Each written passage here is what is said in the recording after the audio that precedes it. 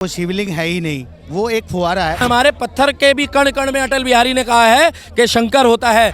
ये सब भ्रम फैलाने की बात हो रही है कि हिंदू मुसलमान की राजनीति कैसे बढ़े। आज आप पाकिस्तान में जाके देखो, पाकिस्तान तक में मोदी की तारीफ हो रही है, तो क्या वहाँ भी अंधभक्त है? ये ओवैसी जी कौन होते हैं हमारे को सर्टिफिकेट देने वाले कि एक मस्जिद हमने शहीद कर दी, 2 मस्जिद कर दी? तुमसे पूछा था जिस टाइम पे कश्मीरी मर रहे थे उस टाइम पे तुम्हारा ईमान कहाँ था? नमस्कार, द न्यूज़ 15 देख रहे हैं आप। मैं हूं आपके साथ पुलकित शुक्ला।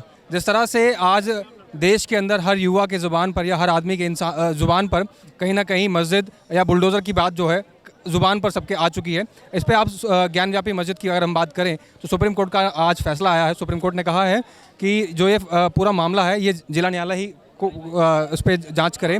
और सुप्रीम कोर्ट ने यह भी कहा कि कहीं ना कहीं एक हीलिंग टच बनाए रखने की ज़रूरत है, और इसी तरह अगर सारे मामले सुप्रीम कोर्ट आते रहेंगे तो बाकी न्यायालयों से भी लोगों का विश्वास उठ जाएगा। सर, और हिंदू पक्ष के जो वकील हैं उन्होंने ये भी कहा है कि जो शिवलिंग मिला है, शिवलिंग के ऊपर जो निशान बने हुए हैं वहाँ पर एक हीरा लगा हुआ था। उस हीरो को जब कब्जे में लिया गया तो उस हीरो को हटा लिया गया था, इसलिए वो निशान वहाँ बना हुआ है। देखिए, मैं आपको बता दूं, वो शिवलिंग है ही नहीं, वो एक फुहारा है। उसको मैं आपको उदाहरण बताता हूं। जो विशाल सिंह ने जो अपनी रिपोर्ट पेश की है कोर्ट में, उसमें उन्होंने एक स्लाई डाली उस जिसे वो शिवलिंग बता रहे हैं, जिसे हम फव्वारा कह रहे हैं, मुस्लिम समाज का जो पक्ष। उसमें जब वो डाला गया तो सलाई डाली गई तो उसमें 2 फुट तक नीचे, 2 फुट इतना होता है, 2 फुट तक वो सलाई अंदर चली गई। जहाँ जो शिवलिंग होता है उसमें कोई छेद नहीं होता। पहली बात तो ये सब भ्रम फैलाने की बात हो रही है कि हिंदू मुसलमान की राजनीति कैसे बढ़े। मगर हम बात करना चाहते हैं, देखिए मामला कोर्ट में है, कोर्ट डिसाइड करेगा कि वो शिवलिंग है या फव्वारा है। अच्छा, ये बताइए, आपने कहा कि वो शिवलिंग नहीं है। अगर वो शिवलिंग नहीं है तो सुप्रीम कोर्ट ने उसको सुरक्षा के घेरे में क्यों लिया? वहाँ पर करीब 1500 फोर्स सीआरपीएफ की तैनात कर दी है उसकी सुरक्षा के लिए।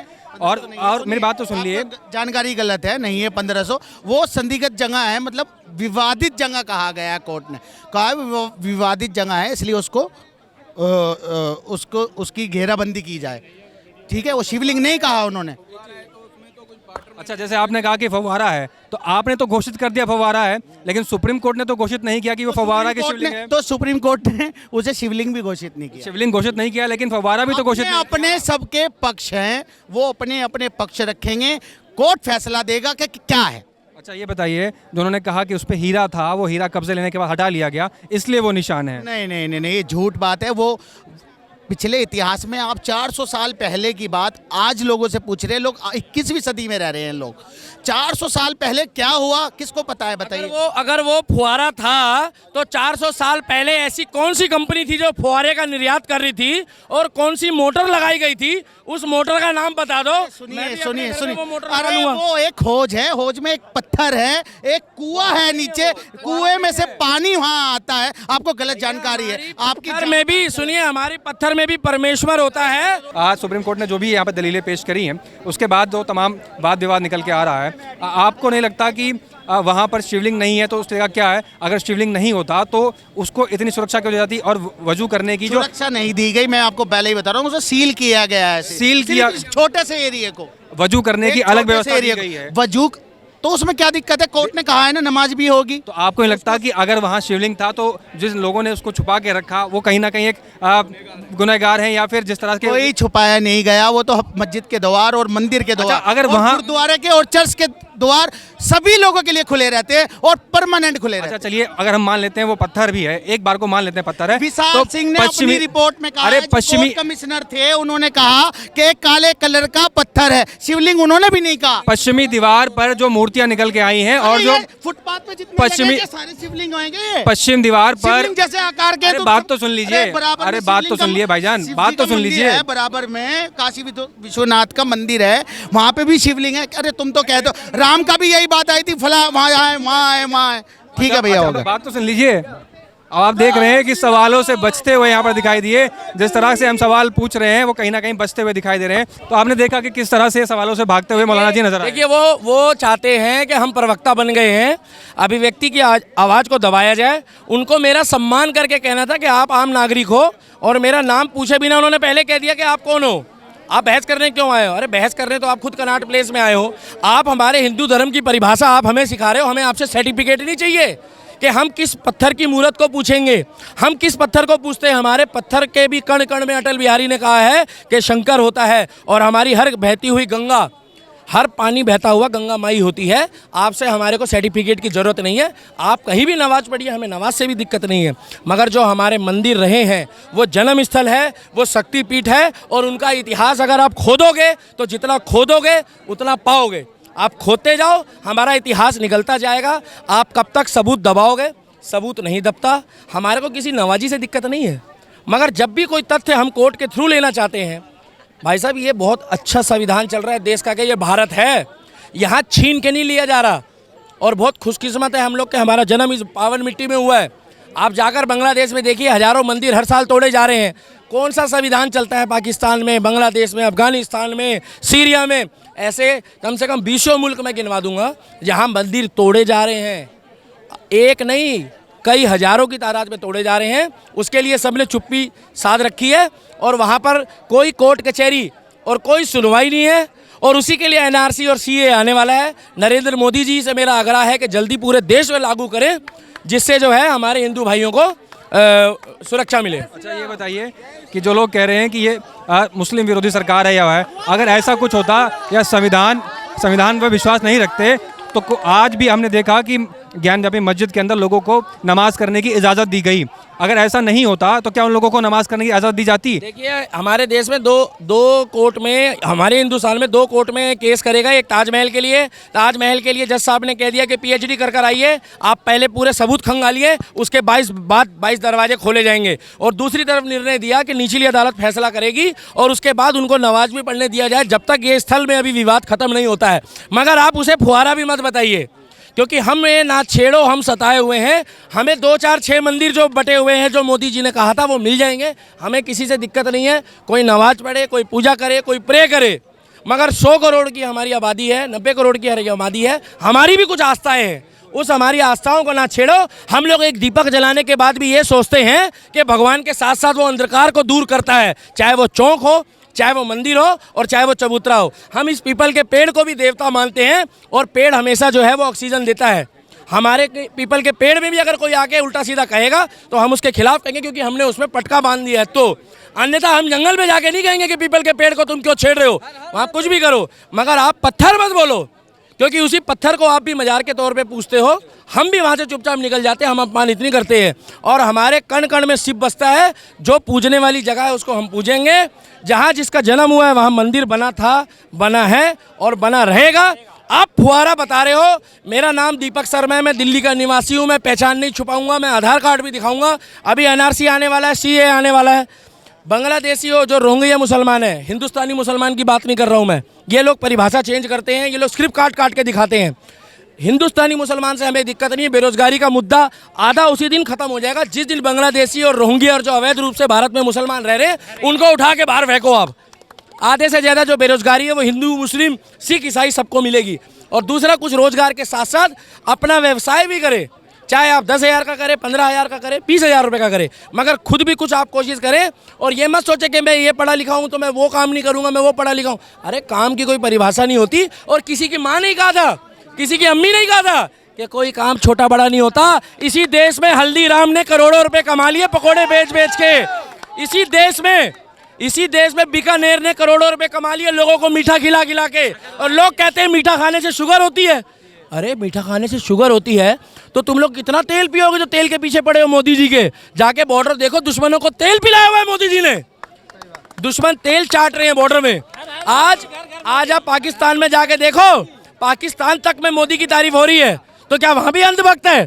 अरे भाई तुम्हारे को अंधभक्त लगते हैं? तुम्हारी पप्पू की टीम से रोज एक अध्यक्ष राज्य का जो 40 साल से सेवा कर रहा है उसको तुम नहीं पूछते। हार्दिक पटेल तारीफ कर रहा है, उसको अंधभक्त बता रहे हैं। पहला तो तुम्हारा पप्पू भक्त था वो। और वो जाखड़ साहब, पंजाब के माननीय पढ़े लिखे सुनील जाखड़, उन्होंने बीजेपी पार्टी ज्वाइन करी। हमारे देश का जो बीजेपी पार्टी का जो राष्ट्रीय अध्यक्ष है, हमारे देश का नागरिक, उसने आके उनका स्वागत करा है। उसने कहा कि मैं राष्ट्र के लिए आपकी पार्टी के साथ जुड़ना चाहता हूँ। अरे भैया 4-5 मंदिरों का विवाद है, आप हिंदू भाइयों के साथ बैठो, एक टीम बनाओ, उनसे पूछो 4-5 मस्जिद चिन्हित कर लो। ये ओवैसी जी कौन होते हैं हमारे को सर्टिफिकेट देने वाले कि एक मस्जिद हमने शहीद कर दी, 2 मस्जिद कर दी? तुमसे पूछा था जिस टाइम पे कश्मीरी मर रहे थे उस टाइम पे तुम्हारा ईमान कहाँ था? उस टाइम पे AK-47 और गर्दनों में तलवारें रख रख के कश्मीरी पंडितों को वहाँ से भगाया जा रहा था, तब क्या आप गेंदे की माला लेके खड़े थे? बात मुद्दे पे आते हैं। अभी जैसे आपने सुना, ये उन्होंने कहा कि वो शिवलिंग नहीं है, उसमें एक 2 फुट की सिलाई डाली गई, उसमें छेद था। अगर शिवलिंग होता तो उसमें छेद नहीं होता। उस पर क्या कहना चाहेंगे आप? मैं आपके ऊपर एक रुमाल रख देता हूँ और मैं कह देता हूँ कि ये मेरा भाई है, तो क्या मेरे रुमाल रखने, जैसे लोग ट्रेनों में कहते थे कि भैया बाथरूम जा रहा हूँ रुमाल रख के सीट पे, और जब आके बोला भैया मेरी सीट पे कैसे बैठ गया, तो बोले भैया मैंने रुमाल रखा था, ये सीट मेरी हो गई। तो क्या मैं जाके अभी तिरपाल रख दूं लाल किले में और जाके ताजमहल में और योगी जी से कहूँ कि ताजमहल मेरा हो गया? भैया वहाँ पर एक सीमेंट की लोई रखी गई अलग से नजर आ रही है, वो पत्थर की शिलाई अलग है। और जितना खोदोगे ना हिंदुस्तान में, आपके टॉप दी न्यूज़ 15 के माध्यम से बता रहा हूँ, कुछ लोग इसे गोदी मीडिया बोल रहे होंगे, मत देखो, मत देखो, अंधभक्त तो मत देखो, मगर मिर्चे तो तुम्हें लगेगी, क्योंकि एक बात बोलूंगा, जय हनुमान ज्ञान गुण सागर, जय कपीस तीनों लोक उजागर, जय श्री राम। देखो उद्धव ठाकरे जी तो किलस जाएंगे कि का दिखा दिया ये न्यूज वाले ने। और सुनिए, शिवसेना जो कट्टर है, जो हिंदुत्व की बातें करते थे, वो तो आपका चैनल ही नहीं देखेंगे, क्योंकि मैंने हनुमान चालीसा पढ़ दी। अब मेरे पे राजद्रोह का मुकदमा लग गया क्या? लग गया? नहीं लगा। वहाँ पर शिवलिंग है, थी नहीं, शिवलिंग है। मंदिर बनेगा, मंदिर बनने के बाद एक दिन ट्रेन में जाएंगे, चाय पिएंगे, बाबा के दर्शन करेंगे, तिलक लगाएंगे और आ जाएंगे। मुस्लिम भाइयों को नमाज पढ़नी है, वो कहीं भी नमाज पढ़ सकते हैं, मगर हम कहीं भी पूजा नहीं करते। आपने देखा है क्या मैं सड़क पे खड़े होकर हनुमान चालीसा पढ़ूं? मगर अब पढ़नी शुरू कर दी है। पता है क्यों? ना छेड़ो हमें, हम सताए हुए हैं। क्या? ना छेड़ो हमें, हम सताए हुए हैं। अगर हमें भी आज़ादी चाहिए, हम भी कहीं भी जाके हनुमान चालीसा का पाठ करना शुरू कर देंगे। और ज़्यादा दिन दूर नहीं है कि मेरे जैसे भाइयों को मत छेड़ो। ये उन लोगों के लिए बोल रहा हूँ, ओवैसी जैसे लोगों के लिए। ये कोई हिंदू मुस्लिम वाली बातें नहीं कर रहा मैं, क्योंकि उत्तर प्रदेश में फूल बरसाए गए हैं योगी राज में, शोभा यात्रा में, और दिल्ली में पत्थर बरसाए गए हैं। अब मुस्लिम भाई दोनों राज्यों में एक ही हैं, मगर उनकी सोच सरकार ने बदली है भड़का के। इसी जगह ईद भी मना लेंगे तो कोई दिक्कत नहीं आएगी, मेरा धर्म नहीं बदलेगा। मगर मैं यहीं बैठकर अगर सुंदरकांड का पाठ पढ़ लूँगा तो तुम्हें भी मर्चेंडी लगनी चाहिए उद्धव ठाकरे जी, क्योंकि हम लोगों को भी आज़ादी है अपने धर्म के लिए। हम कुछ भी बोल सकते हैं, कुछ भी बोलने का मतलब है सावधानिक बातें। देश के खिलाफ कोई नारे नहीं लगाएंगे। मोहन भागवत जी ने भी बोला है, अरे एक प्रधानमंत्री आपने ऐसा बनाया जो कुछ बोलता ही नहीं था, और बोलता था तो इंग्लिश में बोलता था। अरे एक कम से कम कुछ बोल रहा है, कर रहा है हिंदी में, तो समझ में तो आ रहा है। पहला प्रधानमंत्री जो अमेरिका में जाके हिंदी में भाषण देता है और लोगों को हिंदी सीखनी पड़ रही है। लोग पूछते हैं सबसे बड़ा विकास है, अगर हिंदी आगे बढ़ेगी, हिंदू आगे बढ़ेगा तो देश आगे बढ़ेगा। अखिलेश यादव कह रहे हैं कि बीजेपी के पास कोई मुद्दा नहीं है, युवाओं को और देश को भड़काने के लिए ये मंदिर मस्जिद। पूरा सुनिए, अखिलेश यादव जी अपने चाचा को इज्जत नहीं देते, उस बारे में मैं क्या बोलूं। अखिलेश यादव जी एक मशीन वाला गाड़ी लेकर आए, उनके पैरों में ना, मैं बताऊं, उनको गोटे जो है चाइना के लगवा लेने चाहिए, चाइना वाले, क्योंकि वो ऐसे खड़े होते थे लिफ्ट में, अब वो लिफ्ट करती थी। अरे वाह, कौन सा तकनीक, गाड़ी से आ रहे हैं, लिफ्ट से ऊपर हो रहे हैं। उसके बाद अपने चाचा को बैठने की सीट नहीं दे रहे, क्या कहते हैं, ये पत्थर को पूज रहे हैं, जगह जगह पत्थर रख देते हैं, कहीं से भी ला के रख देते हैं।